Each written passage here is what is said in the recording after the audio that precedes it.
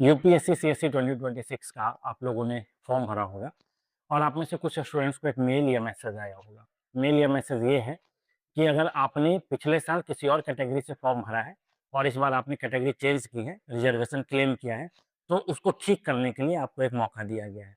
मौका कब तक है? 8 तारीख तक। अब इसका क्या मतलब है, इस पेपर समझ लीजिए। मान लीजिए पिछले साल आप में से किसी ने यूपीएससी का फॉर्म जनरल कैटेगरी से भरा था और इस बार आपने ओबीसी या ईडब्ल्यूएस कैटेगरी का रिजर्वेशन क्लेम किया या कोई और कैटेगरी का रिजर्वेशन क्लेम किया।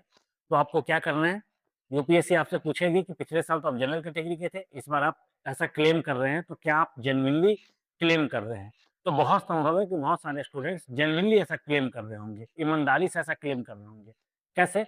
मान लीजिए कोई विद्यार्थी पिछले साल जनरल कैटेगरी में हो, इस साल मतलब पिछले फाइनेंशियल ईयर में उसका इनकम कम हो गया हो, उसकी फैमिली का इनकम 8 लाख के नीचे चला गया हो, तो वो ईडब्ल्यूएस कैटेगरी में आ गया।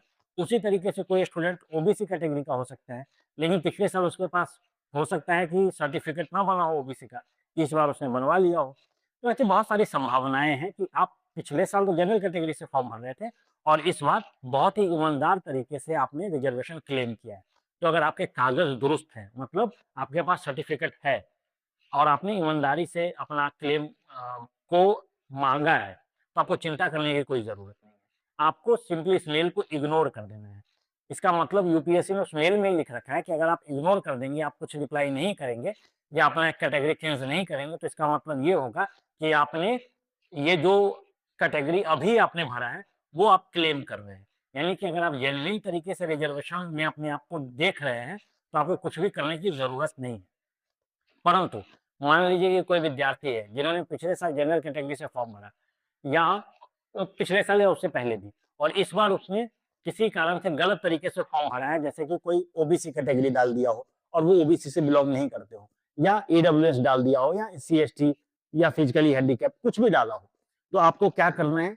अगर आपको लगता है कि बाई मिस्टेक हुआ है, तो आपको कुछ नहीं करना है। 8 तारीख से पहले पहले 8 अप्रैल से पहले पहले आपको अपने पोर्टल पे जाना है और अपने कैटेगरी को सुधारना है।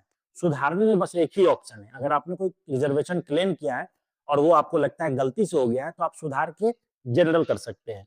तो ज़्यादा चिंता करने की ज़रूरत नहीं है। अगर आपने गलती से कुछ किया है, 8 तारीख से पहले-पहले जाकर के सुधारिए और जनरल कैटेगरी कर लीजिए।